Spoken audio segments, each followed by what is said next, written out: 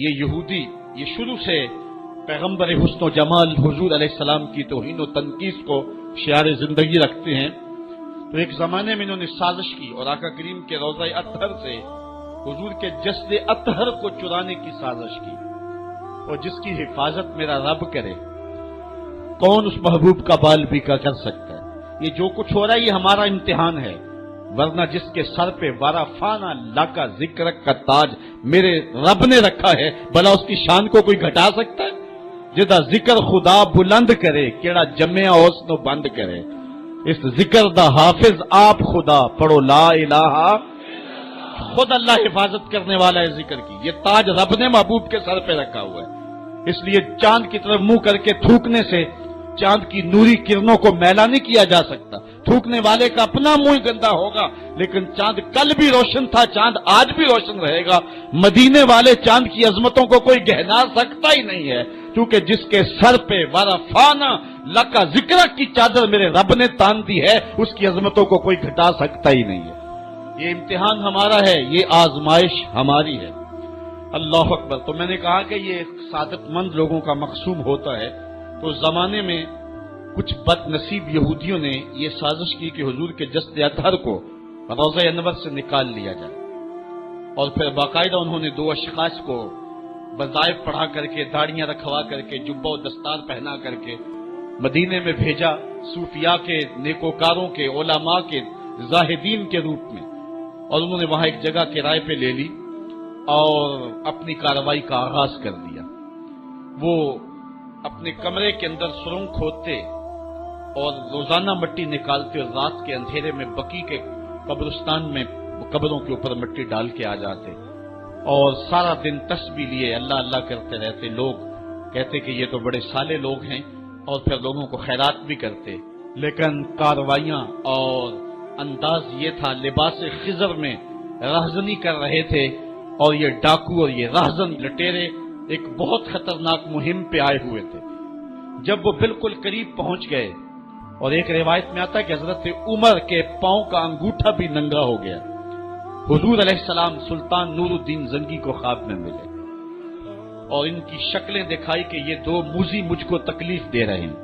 تو سلطان فوراً اٹھا اور کہا مدینے میں کوئی غیر معمولی واقعہ ظہور پذیر ہوا ہے، اور اس نے جلدی سے کچھ سواروں کو اپنے ساتھ لیا اور کچھ خزانہ ساتھ لیا، اور فوجوں کو حکم دیا کہ وہ تیار ہو کر کے جلدی میرے پیچھے آئیں۔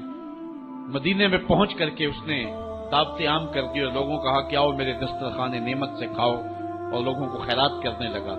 سارا مدینہ اس کے پاس آیا، لیکن جو شکلیں اس نے دیکھی تھی اس کو وہ نظر نہ آئی۔ وہ بار بار پوچھتا تھا کوئی رہ تو نہیں گیا؟ لوگوں نے کہا کہ نہیں، سارے جو ہیں وہ آپ سے خیرات لے گئے ہیں۔ ہاں 2 شخص ایسے ہیں کہ جو بہت بڑے سخی ہیں، ان کو تو ضرورت ہی نہیں آپ کی دہلیز پہ آنے کی۔ بادشاہ نے کہا مجھے دکھاؤ وہ کون ہے۔ بادشاہ کو شک گزرا یہ وہی تھے۔ جب سامنے آئے تو بادشاہ نے فوراً پہچان لیا، کہا کہ میں تمہارے ڈیرے پہ جہاں تم رہتے ہو وہاں جانا چاہتا ہوں۔ بادشاہ تفتیش کرنا چاہتا تھا، جب دیکھا تو تسبیحیں لٹکی ہیں، مصلے بچھے ہوئے، قالین بچھے ہوئے ہیں۔ تو بادشاہ مصلہ اٹھایا، قالین اٹھایا تو نیچے پھٹا تھا، جب پھٹا اٹھایا تو نیچے سرنگ تھی۔ پھر بادشاہ نے ان کو جانوروں کے پیچھے بندھوا کر کے چروا دیا، اور میں نے تاریخ میں پڑھا سلطان نور الدین زنگی مدینے کی گلیوں میں پھر اس کے بعد روتا پھرتا تھا، اور اس کی آنکھوں میں آنسو تھے، اور کہتا تھا یا رسول اللہ تمہاری مہربانی کہ یہ ڈیوٹی میرے ذمہ لگائی ہے، ورنہ کائنات بھری پڑی تھی، یہ سعادت مندی میرا مقدر کہ اس نوکری کے لیے مجھے منتخب کیا ہے۔ اور پھر اس نے روضہ رسول کے ارد گرد جو ہے جہاں تک پانی آتا ہے وہاں تک جو ہے اس نے جو ہے زمین کھدوائی اور سیسا پگھلا کے اس کے اندر ڈال دیا کہ دوبارہ قیامت تک کوئی موذی اس کی جرأت نہ کر سکے۔ تو روضہ رسول کے ارد گرد وہ سیسا پلائی ہوئی دیوار ہے جس کو کھودا نہیں جا سکتا۔ یہ سلطان نور الدین زنگی کی زندگی کا یہ انوکھا باب ہے۔ آئیے اب سلطان صلاح الدین ایوبی کی کہانی بھی سنتے ہیں۔ اسلام کا مجاہد اعظم، یہ حلال اور صلیب کی جنگوں کا ہیرو، اور جس پہ امت اسلامیہ کو آج بھی ناز ہے، اور آج صدیاں گزرنے کے بعد یہ سینوں میں دل کی طرح دھڑکتا ہے۔ سلطان ایوبی کا نام آج بھی دلوں پہ نقش ہے، اور اس کا نام سن کے مردہ جانوں کے اندر بھی زندگی کی حرارت پیدا ہو جاتی ہے۔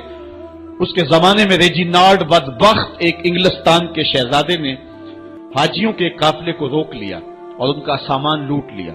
انہوں نے کہا ہم حج پہ جا رہے ہیں, تو نے ہمارا سامان لوٹ لیا, ہمیں جانے دے. تو اس نے دریدہ دہنی کرتے ہوئے کہا بلاؤ اپنے نبی محمد کو جو تمہاری جان چھڑائے. بس سلطان صلاح الدین ایوبی تک یہ بات پہنچی تو میں نے تاریخ میں پڑھا کہ وہ دانت پیستا تھا, اس کی آنکھوں میں خون اتر آیا, اس میں کھڑے کھڑے قسم کھائی کہ جب تک اس ظالم کو کیفر کردار تک نہیں پہنچاؤں گا چین کی نیند نہیں سوؤں گا. پھر پونے 2 سال کا عرصہ آپ سلطان صلاح الدین ایوبی کی زندگی دیکھ کے جنگی مہموں کو ترتیب دیتا رہا, دن رات اس نے ایک کر دی, نیند قریب نہ آنے دی. جب نیند بہت زیادہ تنگ کر دی تو پھر وہ خیمے کی چوب کے ساتھ ٹیک لگا کے کھڑے ہو کر کے اپنی آنکھوں کی آگ بجھا لیتا, اور پونے 2 سال کا عرصہ اس نے چارپائی پہ لیٹ کے نہیں دیکھا. پھر وہ لمحے آئے کہ اللہ نے اس کی مراد پوری کی. انگلستان کے شہزادے لائن میں کھڑے تھے, اس نے شاہ گاما کو اپنی کرسی دی اور ساتھ کہا ہم جس کو کرسی دیتے اسے امان دیتے ہیں. پھر اس نے اس کے جو نائٹس تھے ان کو آب خورے دیے, ان میں پانی دیا, کہا جس کو ہم پانی دیتے ہیں اس کو امان دیتے ہیں. پھر جب ریجینالڈ کی باری آئی تو بادشاہ کی رگیں پھول گئی غصے سے.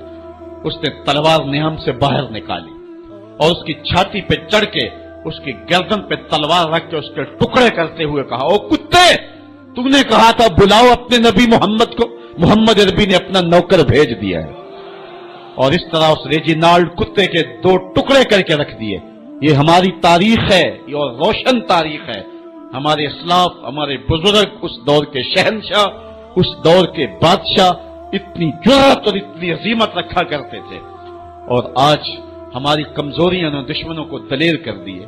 کبھی ایسا بھی اندھیر آیا تھا کہ سرے عام یوں توہین اور تنقیص ہوتی ہو پیغمبر حسن اور پیغمبر جمال کی, اور پھر 1 ارب 40 کروڑ انسان دنیا کے اوپر بستے ہوں. یہ بھی زمانے نے دن دیکھنے تھے. تو امت مسلمہ کی موت واقع ہو جائے اگر حضور علیہ السلام کی توہین باقی رہتی ہے. اس لیے امت کو پوری قوت کے ساتھ کھڑا ہونا ہے اور اپنے نبی علیہ السلام کی توہین کا بدلہ لینا ہے. اور یہ ممکن نہیں ہے جب تک جو ہے وہ ہم پوری دنیا کے اوپر غالب نہ ہوں. اللہ تعالیٰ امت کو وہ دن نصیب فرمائے کہ امت کا غلبہ اللہ تعالیٰ نصیب فرمائے. اس وقت ہمارا المیہ یہ ہے کہ ہمارے پاس عالمی لیڈر کوئی نہیں ہے. عوام کے جذبے یقیناً دیکھنے کے. سیریا کے بچوں کو میں نے دیکھا کہ وہ چھوٹے چھوٹے بچے, انہوں نے ہاتھوں میں کتبہ پکڑا ہوا ہے, اور میں اس منظر کو دیکھ کر کے کتنی دیر تک سکتے میں رہا. اس کے اوپر لکھا ہوا تھا اقتلونا ولا تسبوا لنبینا, ہمارے ٹکڑے کر دو لیکن ہمارے نبی کو گالی نہ دو. ان بچوں کے درد کی کہانی